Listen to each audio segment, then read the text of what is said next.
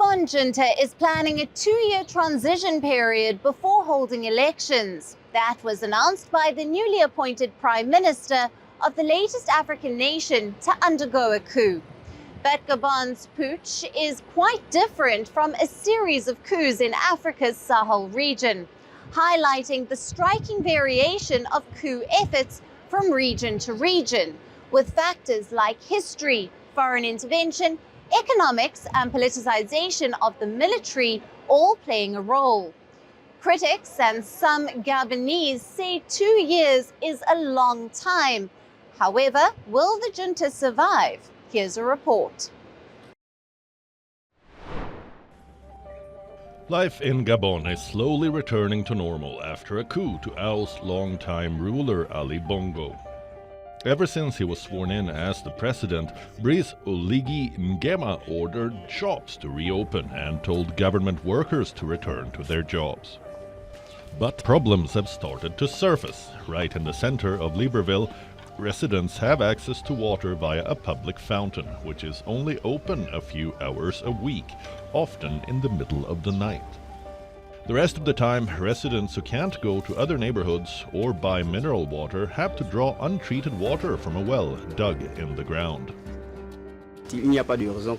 There's no reason why a country like Gabon, where there's water, should be short of water at the taps. There's a real problem. Gabon's water and energy company doesn't, how should I put it, really take care of the concerns to heart. Most of the Gabonese seem to welcome the regime change, but the economic situation remains a concern in a country where a third of the population lives below the poverty line. Priorities are first. I used to buy a chicken leg for 1.3 euros. Now it's 2.5 euros a kilo. I have 8 children, 12 grandsons. How am I going to live? Lower prices. We can't afford food. Raymond Ndong Sima, a prominent opponent to ousted President Ali Bongo Ondimba, was appointed interim prime minister following the coup.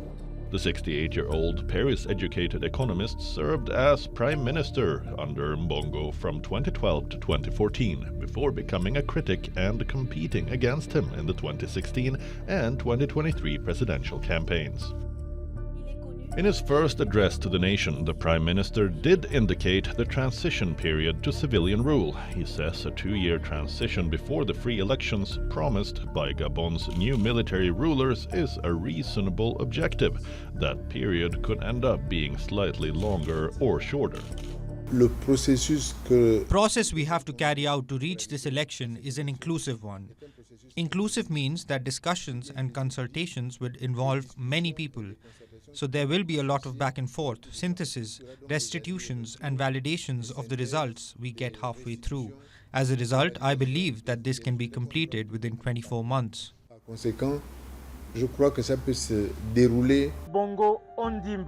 The junta says the ousted President Ali Bongo Ondimba, who has been under house arrest since he was deposed, is now free. This as the military leaders met local and regional authorities promising a better life. The Committee for the Transition and Restoration of Institutions, CTRI, reaffirms that given his state of health, the former president of the Republic, Ali Bongo Ondimba, has freedom of movement. Ali Bongo Ondimba.